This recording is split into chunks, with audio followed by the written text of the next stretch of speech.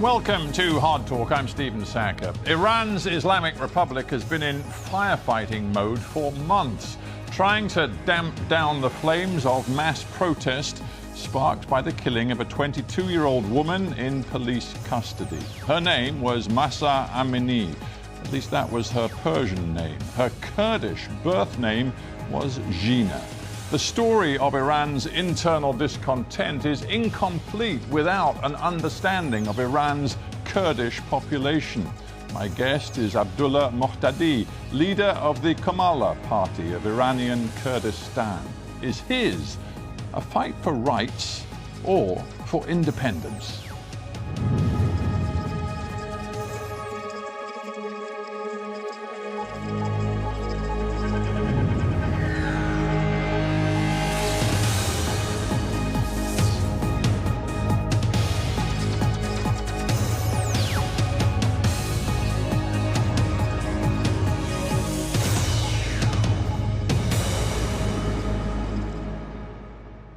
Abdullah Mohtadi, welcome to Hard Talk. Thank you for having me. It's a great pleasure to have you on the show. I began by referring there to the tragic death of Mahsa Amini. Would you say that her death last September in custody inside Iran has changed the political dynamic inside Iran? It has, because on the 16th of September, she was declared dead in the hospital. The day after, on the 17th, there was a funeral in her hometown of Sackur in the province of Kurdistan. There are 4 Kurdish provinces in Iran, and it was a spontaneous protest movement erupted in Sackur, her hometown, and it soon spread to Sanandaj, the capital city of that province. And 2 days after that, on the 19th, it was a general strike called by Cooperation Center of Kurdish Political Parties, which was fully observed. And after that, they called for peaceful evening demonstrations.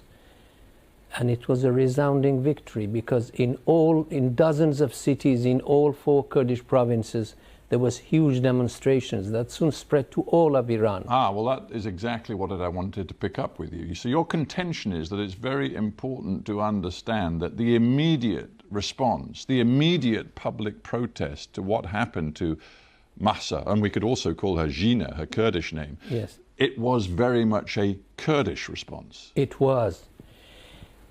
We sparked the revolution, or the movement. Many people still call it revolution, because it's about the regime change, the toppling of the regime, not about reform. Anyway, we provided the main slogan, Jinjian Azadi, woman, life and freedom. And well, we all know that slogan, but surely the point of that slogan is that it was co-opted by the Persian language, and that the mass demonstrations across Iran, from Tehran to Isfahan to so many other cities, were chanting it in Persian, not in Kurdish. It doesn't matter. Of course, people chant in a language that they are familiar with, but the content was the same. We provided this main slogan, and we remained the stronghold of the revolution. We kept the momentum of the revolution for months. Well, you called it a revolution. The truth is, 8.5 months on, there has been no revolution. Indeed, the protests are dying down on the streets of most Iranian towns and cities. That's the reality. You are right. It has been died down, but everybody thinks that this is just a calm before a new wave of storm in Iran. Well, the Iranian regime doesn't think that. In fact, we've got senior officials saying that they believe that the number of hardcore protesters never rose beyond about 500,000. Now, that's a very significant number, but if we remember that Iran's population is currently around 80 million, then it's not quite so great. And Hamid Reza Taraghi, an influential hardline supporter of the regime, he says let's face it, most of the protesters were simply youths who were deceived through social media. That's the official position now. No, that's not true. The social, economic and political reasons behind these protests are well known for the people. People were that dissatisfied with the corruption, with mismanagement, high inflation rate, suppression,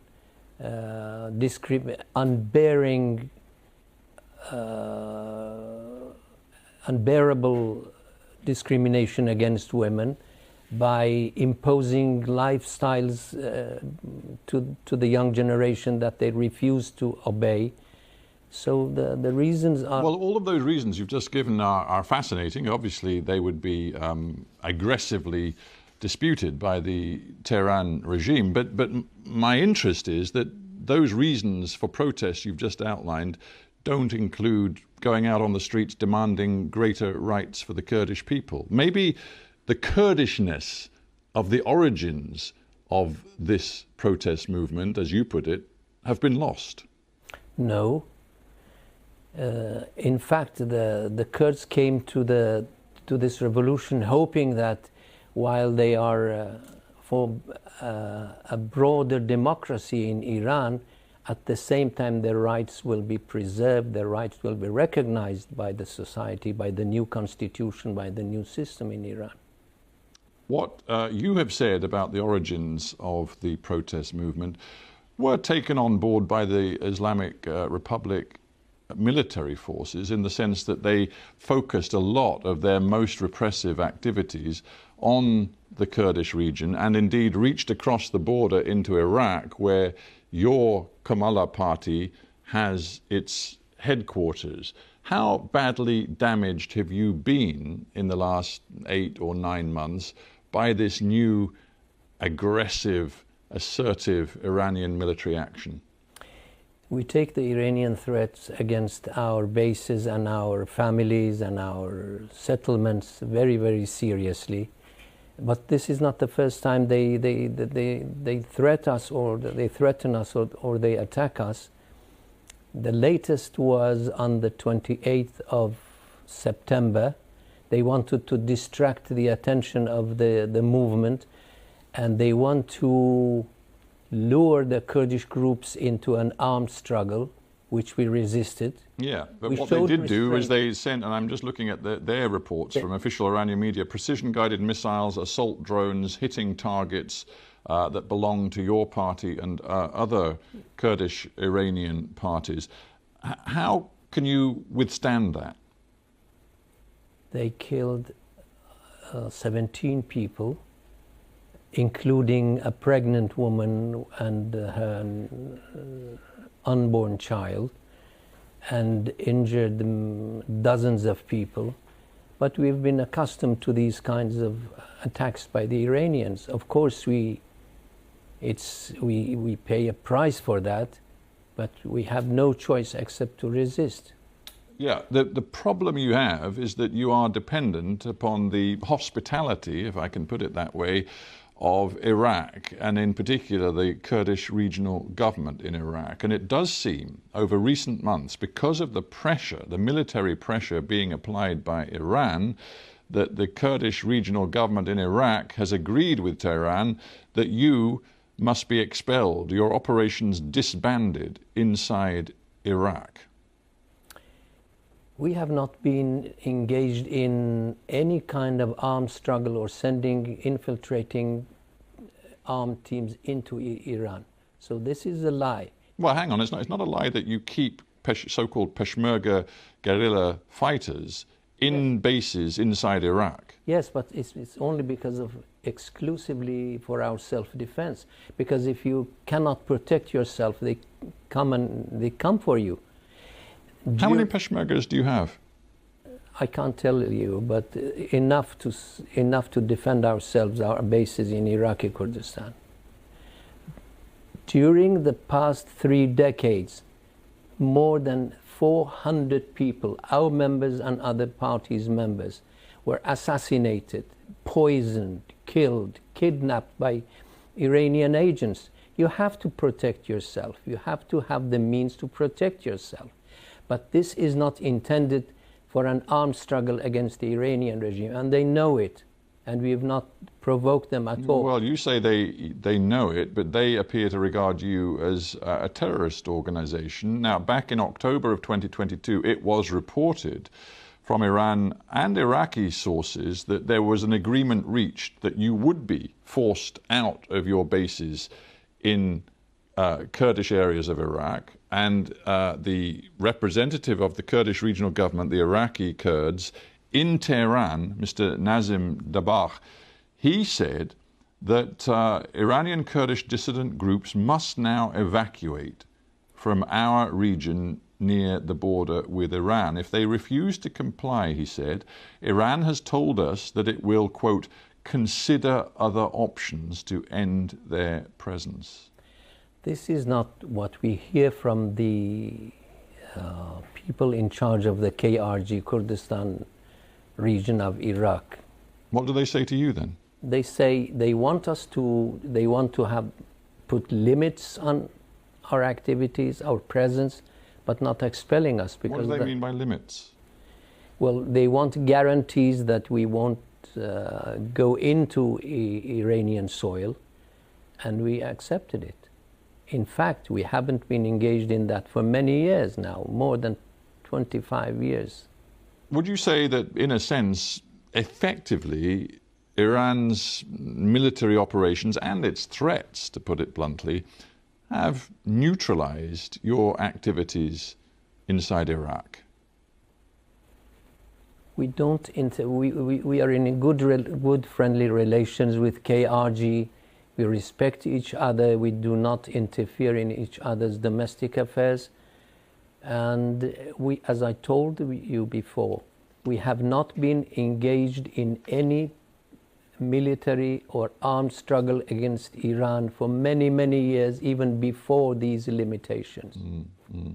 Let's talk now about the efforts that you have been involved with personally to create a sort of united front of Iranian opposition groups capable of presenting a coherent alternative to the Islamic Republic regime. Now, there was an agreement drawn up in the United States, in Georgetown, and you've become known as the Georgetown Group. It included not just your own Komala group, but the group led by the exiled son of the former Shah of Iran, Reza Pahlavi, and a whole host of others with different political orientations, but all in exile.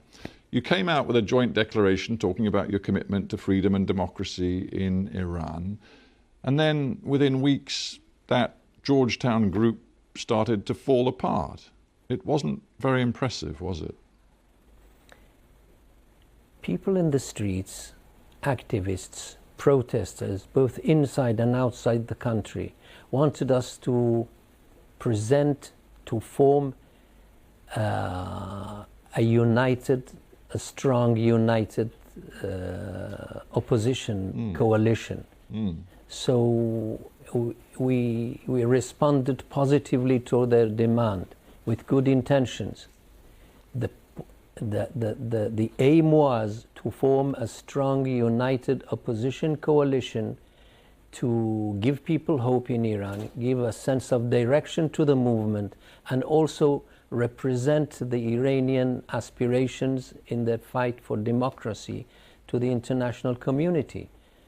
Well, you say the intentions were good, but the reality was somewhat less impressive. You signed this sort of pact in February, but by April, if I may just continue, by April, Reza Pahlavi, for example, and indeed another key leader of this Georgetown group, had actually left. What happened? There were all kinds of pressures. It's not easy to stand the pressure for everybody.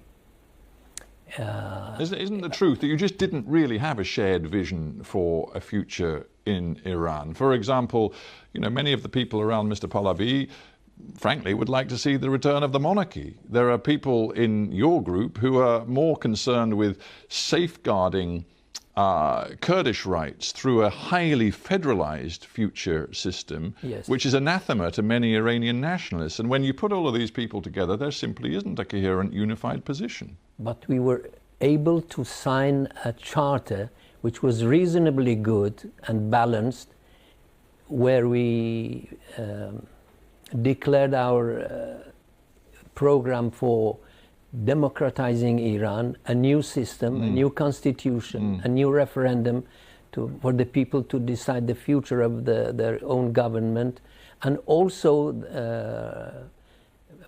minority, ethnic, religious rights.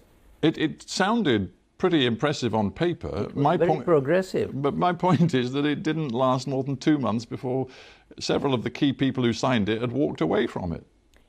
It's just not credible, is it? And Iranians, both inside the country and outside the country, see that in the end, the opposition remains divided. But the necessity for a united opposition is still there.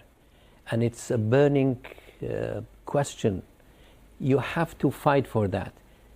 Maybe one or two of your efforts fail or does not succeed as you want it.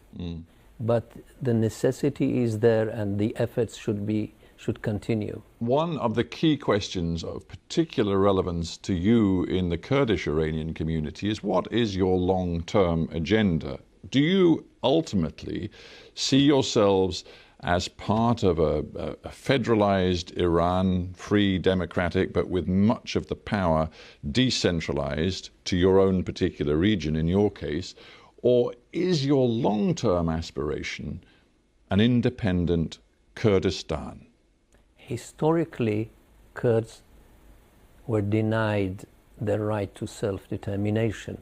But our program, and other parties as well, our program is a secular, democratic, federal Iran, where the rights of Kurds and other ethnic minorities are respected and safeguarded, not just by paying lip service, but by being enshrined in the constitution. But a future inside Iran, not separate from Iran. Inside Iran, yes. See, I'm very mindful of your own personal history. Your father was intimately involved with that very short-lived moment in 1946, where the Kurds of Iran thought they had created their own state of Mahabad, and the Soviet Union at the time appeared to sign off on that. But then, of course, by the end of 46, the Shah had completely destroyed that reality. But your father wanted an independent Kurdistan. I do not deny the legitimate aspirations and dreams of the Kurdish people, and I don't decide for the future generations. But our program for the foreseeable future, for this generation, and we are responsible for this generation only, is a federal state where the rights of Kurds are preserved within Iran, within a democratic, secular Iran. That's a very interesting phrase you just used with me, for the foreseeable future. I wonder what Iranian nationalists, people who live far, far away from the northwest of Iran, from the Kurdish regions, what they would make of that phrase, for the foreseeable future. Because it sounds like it could be a recipe for long-term instability in Iran. No. You can, in fact, by respecting the diversity in Iran, diversity of ethnic and religious and cultural, linguistic diversity, in fact, you guarantee the territorial integrity of Iran. You guarantee that people live together. We have to accept each other. You have to strike a delicate balance between the aspirations and the rights of the Kurdish people on the one side, and at the same time you have to consider the concerns of other people in Iran, the Persian-speaking people, the people who live in Tehran and other cities. So I think respecting diversity is the key to stability in the future of Iran. Just one quick point on this broad coalition of exiled opposition groups that you say must come together to present an alternative vision of Iran's future. Can it include the son of the former Shah, Reza Pahlavi, whom some in your community accuse of basically having a prejudicial attitude toward the Kurds and their aspirations? And can it also include the Mujahideen al-Khalq, led by Maryam Rajavi, who many, both in Iran and in the West, regard as somebody politically beyond the pale? For Mujahideen Khalq, they have to accept and abide by the rules of democratic game in Iran. They have to open up to, and be ready to cooperate with others. But you would be ready to work with them, would you? Despite their reputation, despite all of the alliances that they formed in the past with Saddam Hussein, despite the allegations that they oppressed the Kurds of Iraq, you would consider working with the Mujahideen al-Khalq? I'm not sure that they will cooperate with anybody. Mm. And just a quick thought on Reza Pahlavi and whether he is a credible partner? He was considered a credible partner, but he quit. And I'm not sure that next time he will want to be included in any coalition. Let's just, before we end, talk about diplomacy. You spend a lot of your life on the road in Washington, in Brussels, in all sorts of political capitals, trying to rally support both for the Kurdish Iranian position, but also for the wider sense of an opposition to the Islamic regime. The Iranians say, actually, you have become a puppet of Israel, and that there is evidence that you send agents working for Israel to Iran on sabotage missions. Is this true? No, it's not true. The Iranian regime have always tried to portray the Iranian Kurds as violent secessionists, agents of foreign countries. This is a lie. And they accuse everybody, whoever is dissident, whoever has a critical point about the regime, as being agents of Israel and the United States and Britain, of course. Do you have any talks with Israeli officials? No. Never? Never. You never have had? No. At all? As far as I'm concerned, as far as I know. Well, what about other associates in your party, Komala? No, I don't think so. And just briefly on the United States, you were in Washington last October. You said, I am worried about the pressures that are exerted against us inside Iraq, and we've discussed that. And you said, I would very much like the United States to intervene. Really? You want US intervention? I mean, after everything that's happened in recent years? No. Let's be clear, not in Iran, not militarily. No, but even in Iraq, you want them to help you in Iraq, do you? I mean, how would that look to Iranians, or indeed to Iraqis? Yes, we need the international protection, because Iran is killing us, our families, targeting our schools, our residents. But you can't afford to be seen as puppets of Washington, can you? Not puppets, but protected by the international coalition who are in Iraq. What's wrong with that? We have no other protection. And the KRG is not strong enough to protect us. So yes, we want the protection by the international coalition who are in Iraq. You are the United States. You are a veteran of this diplomatic and political effort to change the reality in Iran. You've been at it for many years. You earlier talked to me about a revolution, but I said to you, well, it's a revolution that hasn't come to pass yet. Do you think it will come to pass in your lifetime? I hope so. I'm sure that we will be witnessing new and greater waves of protest, eventually a revolution. And I hope it will take place in my lifetime. Abdullah Mohtadi, I thank you very much for joining me on Hard Talk. Thank you. Thank you for having me. It's been a